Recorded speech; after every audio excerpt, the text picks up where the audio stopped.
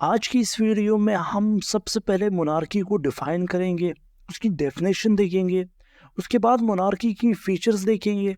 Then हम monarchy के दो most important types absolute monarchy and constitutional monarchy इसको डिस्कस करेंगे, तो वीडियो एंड तक जरूर देखिएगा। तो सबसे पहले मोनार्की को डिफाइन करते हैं। मोनार्की वो फॉर्म ऑफ गवर्नमेंट है जहाँ पर जो पॉलिटिकल अथॉरिटी है वो एक सिंगल रूलर के पास हो और वो रूलर सुप्रीम हो, यानी उसकी जो अथॉरिटी है वो सुप्रीम हो। अब सुप्रीम मींस कि गवर्नमेंट या स्टेट के जितने भी अफेयर्स है वो सब मोनार्क के अंडर हो या उस रूलर के अंडर हो। तो मोनार्की में अपने दो चीजें याद रखनी है, एक है हेरिडिटरी। हेरिडिटरी मींस के एक मोनार्क के बाद जब दूसरा मोनार्क आएगा तो वो उसी फैमिली में से होगा। और सेकंड है टाइम पीरियड। अब एक मोनार्क की जब तक डेथ ना हो, एक मोनार्क की जब तक डेथ ना हो जाए उसे कोई भी रिप्लेस नहीं कर सकता। उसकी फैमिली में उसको कोई भी तब तक कोई भी रिप्लेस नहीं कर सकता जब तक उसकी डेथ ना हो। अब मोनार्की के फीचर या कैरेक्टरिस्टिक्स देखते हैं। मोनार्की में सबसे पहला फीचर वो है सक्सेशन, यानी एक मोनार्क दूसरे मोनार्क को किस तरह रिप्लेस करेगा। तो यहाँ पर याद रखिए सक्सेशन हमेशा हेरिडिटरी है। इट मींस कि अगर एक मोनार्क ने दूसरे मोनार्क को रिप्लेस करना है तो वो इसी फैमिली में या डायनेस्टी में से होगा जिस फैमिली से प्रीवियस मोनार्क था। सेकंड फीचर है political legitimacy. Political legitimacy means कि मोनार्क के पास अथॉरिटी है, लेजिस्लेटिव अथॉरिटी है, एग्जीक्यूटिव अथॉरिटी है और जुडिशियल अथॉरिटी है।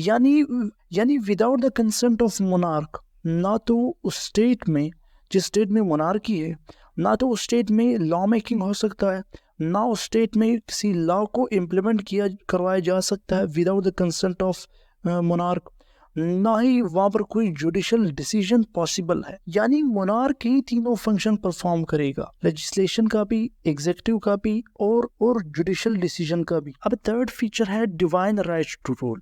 देखिए मिडिवल टाइम पीरियड में मोनार्क अपने स्टेट के लोगों से यही कहते थे कि उसकी जो एब्सोल्यूट अथॉरिटी है, यानी उसकी जो अनक्वेश्चनेबल अथॉरिटी है, ये अथॉरिटी उसे गॉड ने दी है। तो जब उसको ये अथॉरिटी गॉड ने दी है तो यहाँ पर दो पॉइंट है। पहला पॉइंट ये है कि कोई भी शख्स इसकी अथॉरिटी के अगेंस्ट रिवोल्ट नहीं कर सकता। यानी अगर आप मोनार्क के अगेंस्ट रिवोल्ट कर रहे हो इट मींस कि आप गॉड के अगेंस्ट रिवोल्ट कर रहे हो। अब रिवोल्ट नहीं कर सकते मोनार्क की अथॉरिटी के अगेंस्ट, ये according to the divine right rule. और दूसरा पॉइंट यही है कि मोनार्क किसी भी शख्स के सामने अकाउंटेबल नहीं, यानी जिस तरफ वो कहता था कि ये जो अथॉरिटी है, मेरी एब्सोल्यूट जो अथॉरिटी है, ये मुझे गॉड ने दी है, तो जब गॉड ने दी है तो मोनार्क खुद लोगों के सामने अकाउंटेबल नहीं होगा, वो कुछ भी कर सकता है। अब मोनार्की को हम दो मेन टाइप्स में डिवाइड करते हैं। पहला टाइप है absolute monarchy and second is constitutional monarchy. सबसे पहले हम डिफाइन करते हैं एब्सोल्यूट मोनार्की को। तो एब्सोल्यूट मोनार्की की डेफिनेशन देखते हैं। तो एब्सोल्यूट मोनार्की को हम डिफाइन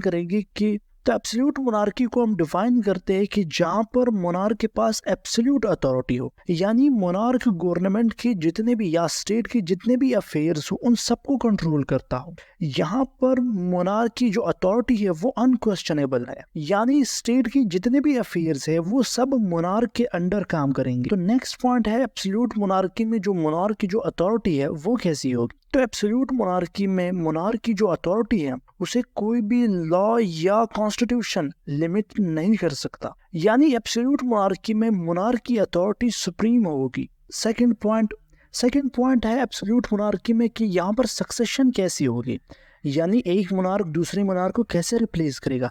तो यहाँ पर भी सेम उसी तरह जिस तरह हम लोगों ने मोनार्की के कंसेप्ट में देखा, यहाँ पर भी सक्सेशन हेरिडिटरी होगी, यानी एक सिंगल डायनेस्टी में या एक सिंगल फैमिली में ही मोनार्की रिवॉल्व करेगी। थर्ड पॉइंट है चेक एंड बैलेंस, यानी एब्सोल्यूट मोनार्की में क्या मोनार्क के पावर के ऊपर कोई चेक एंड बैलेंस होगा। तो इसका आंसर है कि एब्सोल्यूट मोनार्की के केस में मोनार्क की अथॉरिटी के ऊपर कोई भी चेक एंड बैलेंस नहीं होगा और मोनार्क किसी के सामने भी अकाउंटेबल नहीं होगा। अब करंटली अगर हम सिर्फ दो एग्जांपल लेते हैं एब्सोल्यूट मोनार्की, तो उनमें से सबसे पहला है सऊदी अरेबिया जहाँ पे एब्सोल्यूट मोनार्की है, सेकंड है ओमान जहाँ पे एब्सोल्यूट मोनार्की है। तो ये दो एग्जांपल है एब्सोल्यूट मोनार्की के। अब सेकंड है कॉन्स्टिट्यूशनल मोनार्की। कॉन्स्टिट्यूशनल मोनार्की में मोनार्क अपने पावर को शेयर करेगा किसके साथ, गवर्नमेंट के साथ या पार्लियामेंट के साथ।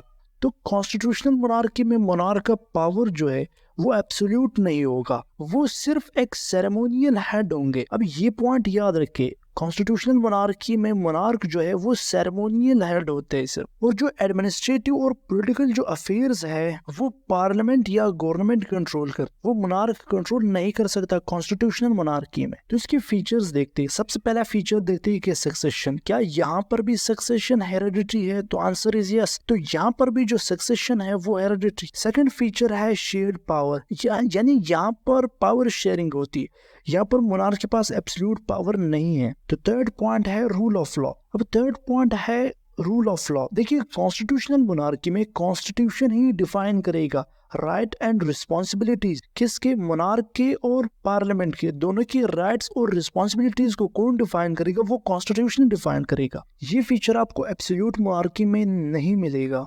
कॉन्स्टिट्यूशनल मोनार्की की अगर हम एग्जांपल देख लीजिए तो सबसे पहला एग्जांपल है यूनाइटेड किंगडम, जहां पर कॉन्स्टिट्यूशनल मोनार्की है। इसके बाद है नीदरलैंड, यहाँ पर भी कॉन्स्टिट्यूशनल मोनार्की, और भी बहुत से मुल्क है, पर हम लोगों ने दो एग्जांपल। इसी चीज को अगर हम समराइज कर ले, एब्सोल्यूट मोनार्की और कॉन्स्टिट्यूशनल मोनार्की। एब्सोल्यूट मोनार्की में मोनार्क के पास पावर एब्सोल्यूट है, और कॉन्स्टिट्यूशनल मोनार्की में वो पावर शेयर करता है। एब्सोल्यूट मोनार्की में जो सक्सेशन है वो हेरिडिटरी है, और कॉन्स्टिट्यूशनल मोनार्की में भी सक्सेशन हेरिडिटरी है। अगर हम चेक एंड बैलेंस की बात करें तो एब्सोल्यूट मोनार्की में कोई भी चेक एंड बैलेंस नहीं है मोनार्क पे, बट कॉन्स्टिट्यूशनल मोनार्की में चेक एंड बैलेंस है मोनार्क।